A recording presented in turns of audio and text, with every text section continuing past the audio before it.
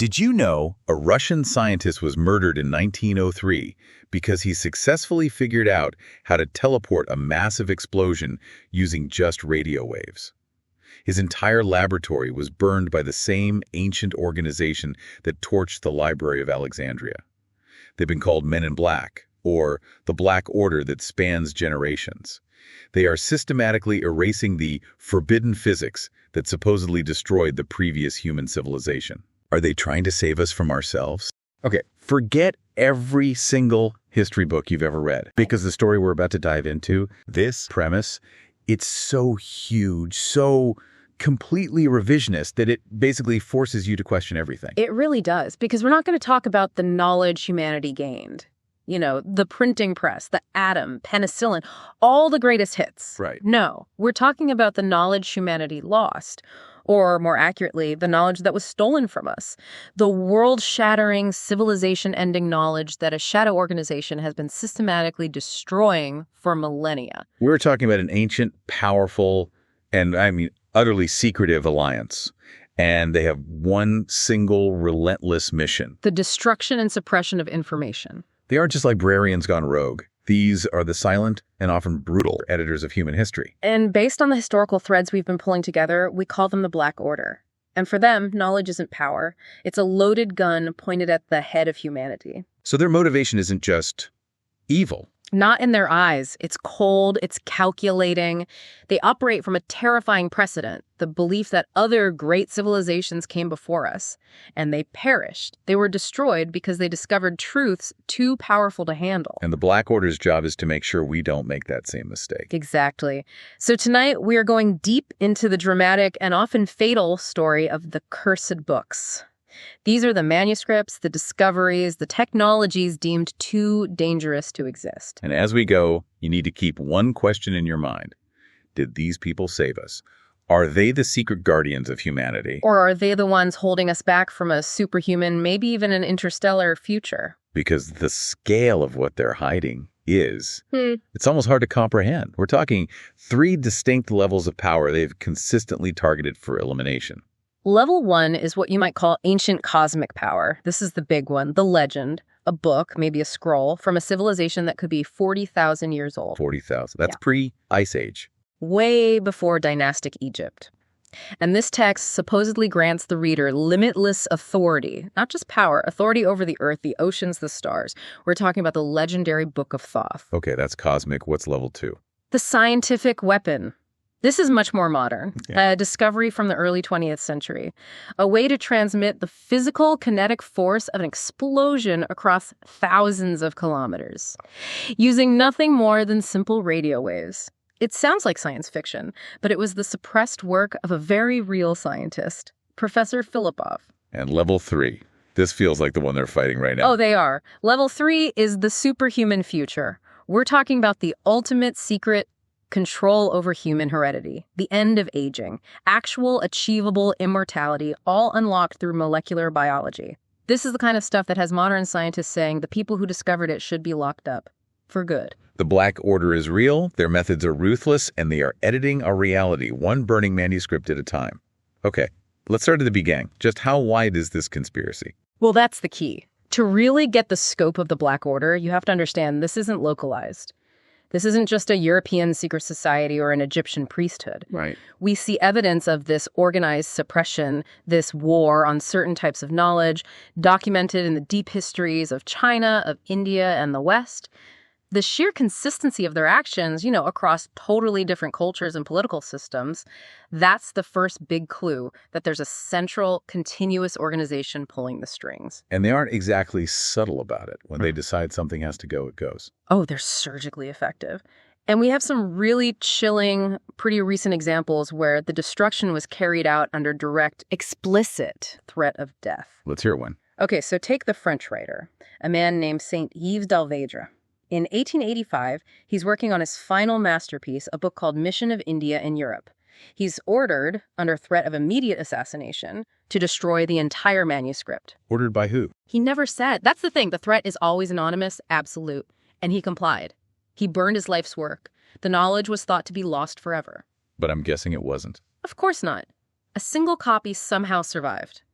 An editor gets a hold of it and in 1909 publishes a very, very limited edition. And here's where it gets really chilling, right? Right. This is the part that shows their reach through time. This is the part. Fast forward 31 years to 1940. The Nazis march into Paris. And one of the specific things on their list, a priority for their special units, is to hunt down and destroy every single remaining copy of that one specific limited edition book. Wait a minute. From 1885 to 1940, that's over 50 years, the agents of destruction changed. It went from some unknown shadowy group to the Nazi war machine. But the target is the exact same book. It's a multi-generational, globally coordinated effort to erase a single text. That's not a coincidence. That's a conspiracy. We see the same pattern with another figure, Stanislas de Guaita. Exactly the same MO. In 1897, his heirs get the same deal. A death threat, demanding they destroy 4 of his unpublished manuscripts on black magic, plus his entire personal archive. And they did it. They did. Everything vanished. Forever. So you have philosophy, occultism.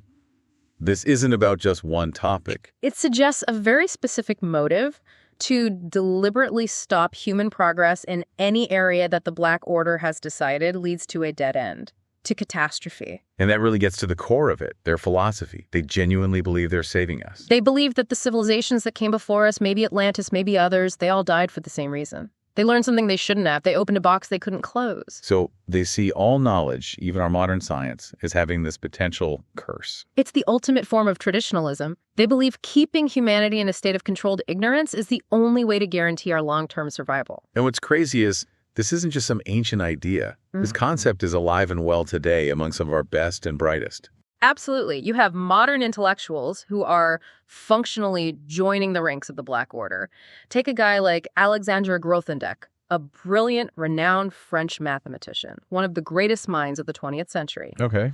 He and other scientists started openly calling for self-censorship, warning that unfettered scientific discovery was becoming too dangerous to control. Is there a specific example of something they wanted to suppress today? A modern cursed discovery? There is. It came up at a meeting of the English Association for the Advancement of Sciences. The hot button issue, the scientific finding that some argued had to be suppressed, was the recognition of intellectual inequality among different human populations. Whoa! Okay, I can see why that's controversial. And their argument was purely about the consequences. They said, look, regardless of whether this is scientifically true or not, publishing it will just fuel racist theories and cause immense social harm. Therefore, it must be suppressed. That is a massive ethical dilemma. Right. Do you censor a potentially dangerous truth to maintain social stability? It shows the Black Order's philosophy is still very much in play. They're not just some dusty old cult. Their ideas are echoing in the halls of science right now. Which brings us back to the original forbidden text, the one that arguably started their whole mission. A Book of Thoth. The one and only. This thing is supposed to be impossibly old. Just how old are we talking? So we have to go way beyond what we think of as ancient Egypt. Researchers like René Schwaller de Lubitz, they argued that Egyptian civilization didn't just spring up. It was an inheritance from a much older, lost civilization.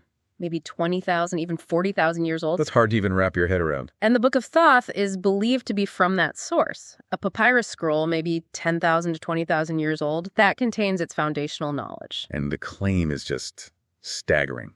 Reading it gives you limitless power over everything. That sounds like pure magic. The descriptions in the papyri definitely sound like it. Secret communication with animals, resurrecting the dead, influencing people and events from a distance. So spells and incantations. See, that's the trap. The critical insight here, and we'll see this again with later figures, is that what the ancients called magic might have just been a hyper-advanced, repeatable, natural science. The Book of Thoth isn't a spell book. It's a user's manual for reality, an instruction guide for cosmic engineering. And it has this incredible history of survival. They keep trying to destroy it, but it just won't die. It's the ultimate forbidden knowledge. It was supposedly burned after a plot against a pharaoh, way back around 2500 BCE.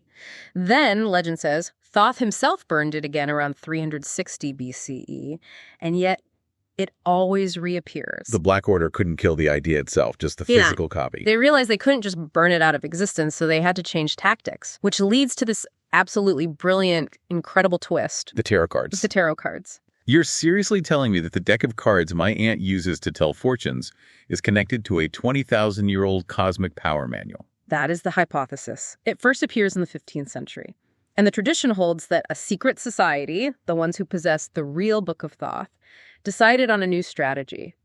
They took its core essence. A secret. The secrets, the diagrams, the formulas, and they encoded it in a bridged version onto a set of 78 common playing cards.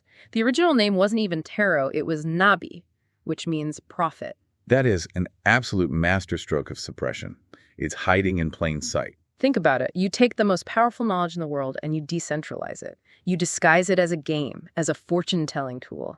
You let it get covered in centuries of cultural misunderstanding and ritual. So the secrets are still there. The geometry, the symbols. Yeah. But the key to unlocking them is completely lost. Genius. It's the ultimate secret, hidden right there on your coffee table. Okay, so if the Book of Thoth was their original target, then their greatest victory, or maybe our greatest tragedy, has to be the Library of Alexandria. The Alexandrian catastrophe, yeah. We always think of it as one big fire, one tragic accident. But the sources are clear. It was a systematic, targeted purge that happened over centuries. It wasn't just one event. Not at all. It was a prolonged campaign. The final blow might have come from the Arabs in 646 CE, sure, but the targeted elimination of the most dangerous knowledge started long before that. So who was targeting what? It starts with Julius Caesar, back in 47 BCE. His initial destruction wasn't random. It specifically targeted the volumes believed to grant, and this is the phrase they used, practically unlimited power. The library had something like 700,000 manuscripts. He didn't burn them all. He went for the jugular. But the best proof of a targeted scientific purge comes later, with Emperor Diocletian. Right, so Diocletian is facing constant rebellions in Egypt, and in 295 CE, he launches this very specific campaign, his goal: destroy every single alchemical manuscript in the library. Why alchemy specifically? Because he was terrified that the Egyptians would figure out how to transmute elements to create unlimited gold and silver. And if they could do that, they could finance an army big enough to take down the entire Roman Empire. So this was a direct political assassination of a branch of science. It shows that the powers that be, whether you call them the Black Order or just paranoid rulers, understood that certain knowledge was a strategic threat, and they acted accordingly. The truly mind-blowing part, though, isn't just what they burned, but the content that vanished. We're not just talking about lost Greek plays, we're talking about alien knowledge. This is where it gets really wild. Among the lost texts was the complete history of the world, written by a Babylonian priest named Berosus. And in his history, he gave a detailed account of where humanity's first scientific knowledge came from. And it wasn't from us. He claimed it was imparted to humanity by mysterious fish-like beings called the Apcallus. Fish-like. Okay, you lost me. Yeah. We're talking about mermaids teaching humanity calculus. No. That's the modern reinterpretation. Berosus described them as coming out of the Persian Gulf, teaching humanity astronomy, agriculture, law, writing, all the foundations of civilization, and then returning to the water at night. So, what's the theory?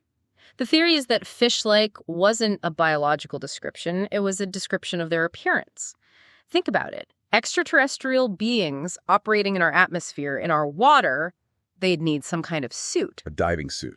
Or a space suit. Exactly. Beings in advanced environmental suits. Yeah. A manuscript detailing humanity's education by ETs. Gone. Wiped from history. And that wasn't the only thing. Not by a long shot. We lost the works of a Phoenician historian, Mochus, who ancient writers credit with inventing atomic theory centuries and centuries before we rediscovered it. The foundations of modern physics lost. And to bring it all back around, we lost the 40 scrolls compiled by the Egyptian priest Manetho. His name literally means loved by Thoth.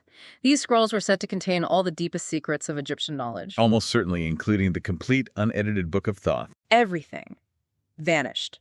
A perfectly executed, targeted purge of humanity's most potent secrets. And this theme of non-human knowledge just keeps reappearing.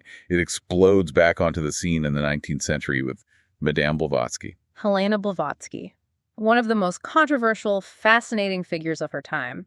She claims she learned a specific technique, a kind of controlled clairvoyance, from a Coptic magus in Egypt. And she used this to read a special book. She claimed she used it to remotely access the original stanzas of Dzyan, which were physically located in a hidden monastery in Tibet. A text, she said, contained knowledge derived directly from other planets. Other planets. And not just that, right? The time scale was immense. It supposedly chronicled 100 million years of universal history. And it wasn't written in any human language. That's the crucial link. It was written in a language called Senzar, a language no one had ever heard of, before or since. This is a pattern, the Apcallus, Senzar, and, as we'll see, the Enochian language. Forbidden knowledge consistently seems to be transmitted through non-human linguistic systems. So when she starts publishing this stuff, the powers that be, the Black Order, they must have gone ballistic. It did an all-out assault, a massive, coordinated psychological warfare campaign. They couldn't just burn her books this time. Her ideas were already out there, so they had to destroy her. The messenger, not just the message. Exactly. She was targeted by powerful secret organizations, the British administration in India, who saw her as a threat, religious groups, you name it. They threw everything at her. Which all culminated in the Hodgson Report. The infamous report by Dr. Hodgson. It was a total hit job. It declared her a fraud, a common charlatan, and it was based on really flimsy, questionable evidence. But it did the trick. It shattered her credibility and broke her spirit. But there's a weird paradox here, isn't there? The Black Order won the battle. They suppressed the cosmic knowledge, but they kind of lost the war in an unexpected way. It's one of history's great ironies. By discrediting her, they made her a martyr and a hero to others. And one of the people profoundly inspired by her teachings, by her push for a universal spirituality, was a young Indian lawyer named Mohandas Gandhi. You're kidding. He specifically credited her work with helping him form his ideas about Indian national identity and freedom.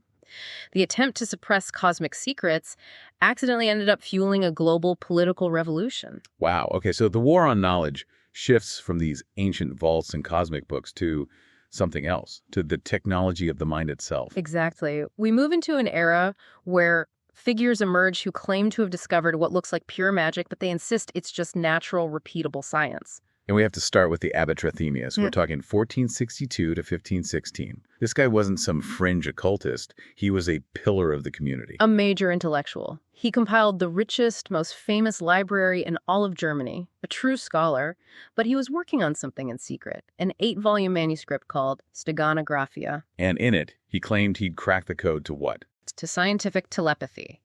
He said he developed a technique for remote influence, hypnosis, and direct mind-to-mind communication over vast distances. How? What was the mechanism? He used a special language he created that blended linguistics, mathematics, and Kabbalism. Okay, unpack Kabbalism for us here. What does that mean in this context? So in a nutshell, Kabbalism is this ancient system that treats letters and words as having numerical and geometric values. It sees the deep structure of language as being tied to the deep structure of the universe. Trithemius basically turned language into a form of physics, a mathematical operating system for reality. He could send a message to anyone, anywhere, just by thinking it, as long as they knew his system. Correct, and completely untraceably. No courier, no spy, no letter that could be intercepted. It was a perfect, undetectable communication system. There's got to be a simple way to visualize this. An analogy. There is, actually. From a 17th century text trying to describe it, it's called the compass analogy. Imagine you have two identical compasses. They're perfectly magnetized, and around the dial, instead of north, south, east, west, you have all the letters of the alphabet. Okay. Now, you put one compass in Paris and one in Rome. Because of some deep, sympathetic, magnetic connection, if you move the needle on the Paris compass to point at the letter H, the needle on the Rome compass instantly, simultaneously moves to H as well. That sounds a lot like an early description of quantum entanglement. Yeah. Or some kind of super low-frequency radio. You got it. Trithemius, using his mathematical language, had discovered a natural, biological, undetectable radio transmitter. Centuries before Marconi. Think of the implications for warfare, for espionage. The ruling powers would have been terrified. A local count got a look at the manuscript and was so horrified by its contents that he had the entire 8-volume work destroyed, burned to ash. The Black Order strikes again, wiping out the blueprint for scientific telepathy. But just like with the Book of Thoth, fragments survive. And those fragments fell into the hands of the one man in England, brilliant enough to understand them, John Dee. The scientific advisor to Queen Elizabeth I. A true Renaissance man, mathematician, astronomer, cartographer. The guy who literally invented the concept of the British Empire, and he's reading these bits and pieces of Trithemius trying to reverse engineer the system, when in 1581, he makes contact. Not with person. No. With something he described as a luminous, non-human angel, and this entity gave him a gift, a tool, a black mirror. Which is a real object, right? You can go see it. You can. It's in the British Museum today. It's a highly polished piece of obsidian or black coal. And for Dee, it was an interface, a communication device. The 16th century iPhone to another dimension. That's a perfect way to put it. He would stare into it and communicate directly with these intelligent, non-human beings. And he transcribed what they told him. He wrote down their language. The Enochian language. A complete non-human language. Its own grammar, its own alphabet, its own syntax. It links right back to Censar, to the Apcallus. It's the same pattern over and over.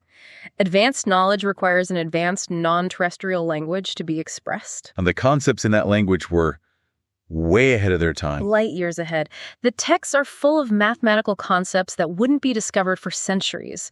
Things like non-Euclidean geometry, ideas that are foundational to modern physics, but were completely alien to the 16th century. Okay, let's get into the really cosmic stuff Dee claimed he learned. The stuff that got his work destroyed. So first, the entities told him the Earth is not a simple solid ball. It's made of superimposed spheres, all built along different dimensional axes. Whoa. And critically, they told him that Greenland is a vital point of contact, a thin spot between realities, a door to other worlds. The door. And Dee believed this. He lobbied Queen Elizabeth relentlessly to fund expeditions to colonize Greenland for this exact reason. He believed it was the key to everything. An interdimensional doorway in Greenland. But that wasn't even the biggest secret, was it? Not even close. The entities told Dee that they could travel in the past and the future. Time travel.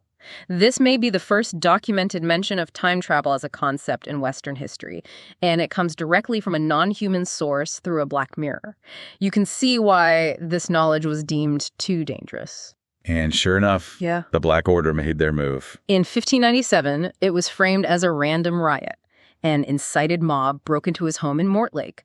But it wasn't random. They knew exactly what they were looking for. They bypassed everything else and went straight for his library. 4,000 rare books, 5,000 manuscripts. His entire life's work, all the Enochian transcripts, everything he learned from the Black Mirror, stolen or burned. Systematically erased. The connections here are just unbelievable. We've gone from 20,000-year-old papyri granting cosmic power to alien teachers in ancient Babylon, all the way to a 16th century scientist using a black mirror for interdimensional chats.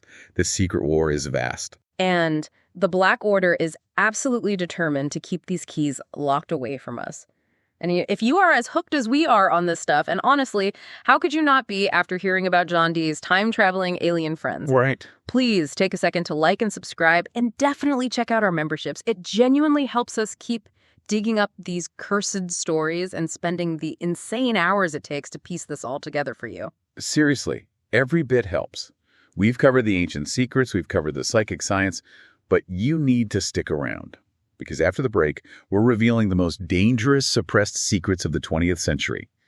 We're talking about the exact blueprint for a machine that can wipe a city off the map from thousands of miles away. We're moving from magic to cold, hard, terrifying physics. The war on knowledge has entered the modern age, and the stakes have become total annihilation. The early 20th century really shows how the Black Order's focus shifts. They're not just worried about ancient magic anymore. They're terrified of simple, reproducible, world-ending science. Which brings us to Professor Mikhail Filippov in 1903 Russia. Now, this guy was no crackpot. He was deep inside the scientific establishment of the time.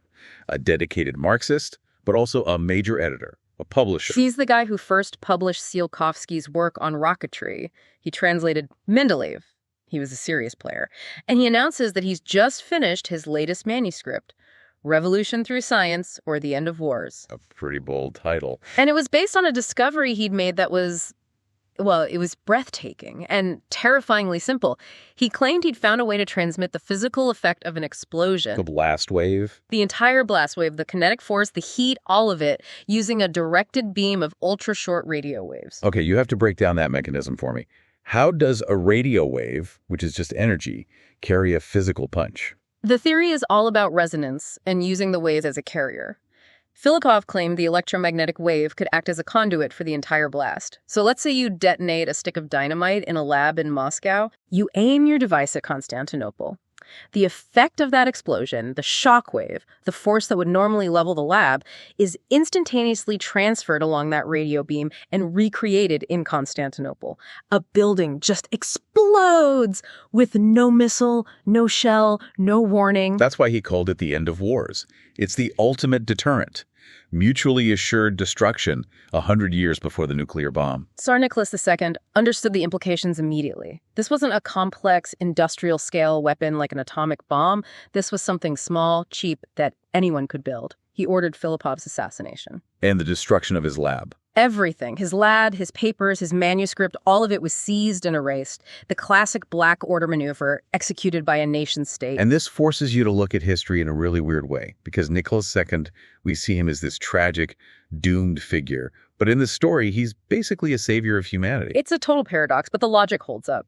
If Filipov's simple, reproducible method had been published in 1903, what would World War I have looked like? It wouldn't have been trench warfare. It would have been Paris, London, Berlin, all being flattened from hundreds of miles away on day one. Total annihilation.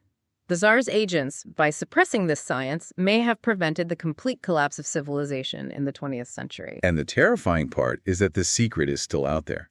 Because the method was simple, someone could rediscover it. That knowledge is a permanent threat. And their tactics had to change as technology changed. Which brings us to the Voynich manuscript. The most famous undecipherable book in the world, which, as you mentioned, John Dee once owned and gave to Emperor Rudolph II. Right. And by the 1920s, the Voynich had been photographed. The images were circulating everywhere. The Black Order couldn't just burn it anymore. The cat was out of the bag. So what was their new strategy? If you can't destroy the message. You destroy the interpreters. Their new tactic was surgical. Discredit anyone who claimed to have deciphered it. Turn the manuscript into an academic joke, a magnet for crackpots. And their primary target was Professor William Newbold. A brilliant man, not some amateur. He was a respected cryptographer from the University of Pennsylvania.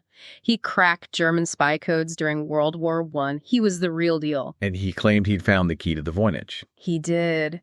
And almost immediately after he went public, a campaign started to destroy his career and his credibility. He was ridiculed, his methods were attacked, and he died a broken man. What did he claim was hidden in it?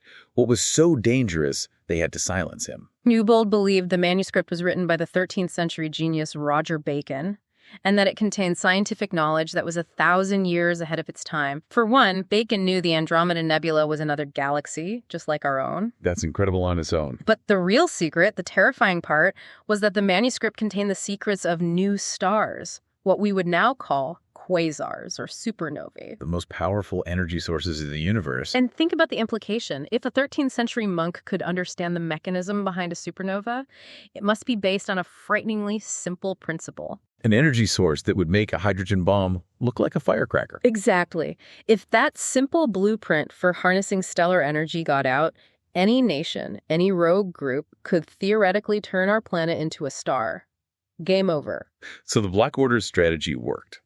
By destroying Newbold's reputation, they made the cipher unbreakable.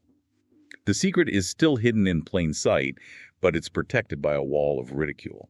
Their ultimate concern isn't just about blowing up planets, though. It's about fundamentally changing what it means to be human. And that battle was first fought in the realm of consciousness. With the 19th century magical order, the Golden Dawn. An order which inherited its foundational knowledge directly from John Dee's Enochian language. What made them so different, so uniquely dangerous? They moved past simple ritual. They started doing scientific experiments with consciousness. They trained their members, using the Enochian language, to achieve a state they described as more awakened than simple wakefulness, a kind of controlled, hyper-aware dream state. And claimed to be in contact with something. A powerful third order. Superhuman, non-physical beings who gave them the rites and rituals to achieve these phenomena. The leader, S.L. Mathers, was compiling a full set of these rites. But they were suppressed. How did the order get to them? This time it wasn't a direct attack. Sometimes the Black Order just lets the knowledge self-destruct. Some of the key manuscripts mysteriously caught fire.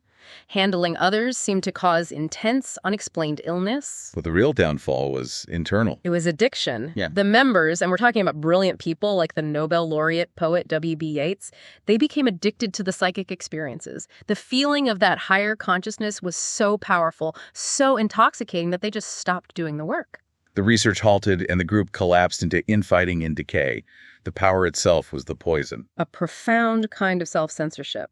But the war inevitably moves from the mind to the body, to the ultimate modern threat. Molecular biology. And it all starts with James Watson's book, The Double Helix. The story of the discovery of the structure of DNA in 1953, The Secret of Life. And isn't it strange that the double helix structure they discovered looks almost identical to the caduceus, the ancient symbol of medicine and Hermes, who is the Greek equivalent of Thoth? Wow. I never made that connection. Watson famously said, "We discovered the secret of life." Yeah. But his book explaining how they did it was almost universally suppressed by the scientific community. Why? Two big reasons. One, the book was brutally honest. It portrayed the hallowed halls of academia as a den of thieves, driven by ego, greed, and a hunger for power. The establishment hated it. And the second, more important reason. The knowledge itself was too powerful. The ability to read and eventually rewrite the source code of life, that was a door they weren't ready to open. This is the forbidden future the Black Order is fighting against right now. Let's walk through the timeline of what this discovery unleashed. Okay, so phase 1 up to about 1975. This was the really stuff. Predetermination of baby sex. Unlimited preservation of eggs and sperm. Indefinite clinical death. The ability to erase memory, all of that was on the table. Then we hit phase 2, up to the year 2000.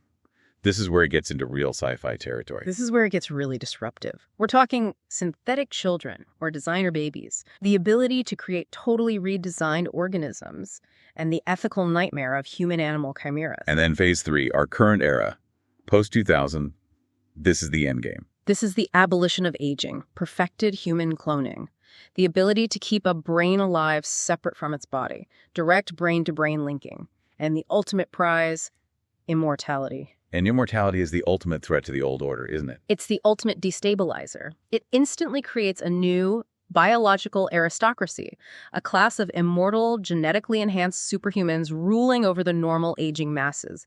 It's why experts like the astronomer Fred Hoyle argued that the scientists doing this work should be imprisoned. He feared the creation of an uncontrollable superhuman mutant. The Black Order's current war is being fought in genetics labs over the very definition of what a human being is. Which brings us to our final and perhaps most mysterious forbidden text, the ultimate hidden book of the modern era. Excalibur, written by L. Ron Hubbard, the founder of Scientology. What's the story behind this book? What does it supposedly contain? The claim is that it contains Hubbard's memories of his previous existences, which he says are linked to a great galactic civilization, a civilization of which Earth is just a lost, forgotten colony. The Book of Thoth granted power. Filipov's work granted a weapon. Why is Excalibur so feared? What's its danger? Its effect on the human mind. The critical point, the reason it's kept under lock and key is this. The few volunteers who were permitted to read the manuscript in its early days went instantly and irrevocably insane. Instantly insane. And remain in psychiatric care to this day, supposedly incurable by any known method. It's the ultimate proof of the Black Order's core principle. Some knowledge is literally too powerful for the human brain to process. It doesn't empower you, it shatters you. And the war for this specific book is happening right now. It's not just sitting in a vault. The sources claim the manuscript is kept on a luxury yacht, constantly moving, protected by armed security guards against unknown forces that are actively trying to steal it. The war for forbidden knowledge is physical, and it is happening on the high seas as we speak. It's just an incredible journey. We've tracked this secret war across 40,000 years. From the scientific telepathy of Trithemius and the non-human communication of John Dee. All the way to the world-ending physics of Filipov and the ultimate biological control promised by Watson and the double helix. It paints this picture of the Black Order, whether you see them as extreme traditionalists or maybe even agents of some external force, as being completely consistent. Their mission has never wavered. They view this kind of ultimate knowledge as an apocalyptic threat that has to be contained, suppressed, and destroyed at all costs. They are, in effect, the guardians of our ignorance. And that forces us back to that deeply unsettling question. What if they're right? We talked about Fred Hoyle and his warnings about biology. He once made another chilling statement. He said, "I am convinced that 5 lines of text, no more, are capable of destroying a civilization." Was the Black Order right to hide the Book of Thoth? To silence Filipov? To ensure the blueprint for stellar energy in the Voynich manuscript remains a joke? Is the ultimate truth of reality so powerful, so overwhelming, that our ignorance is the only thing protecting us. And is the true price of forbidden knowledge, whether it's the cosmic engineering of Thoth or the galactic memories in Excalibur, not power but annihilation? Or perhaps worse, irreversible insanity? That's the question you're left with as you think about the history that was never allowed to be written.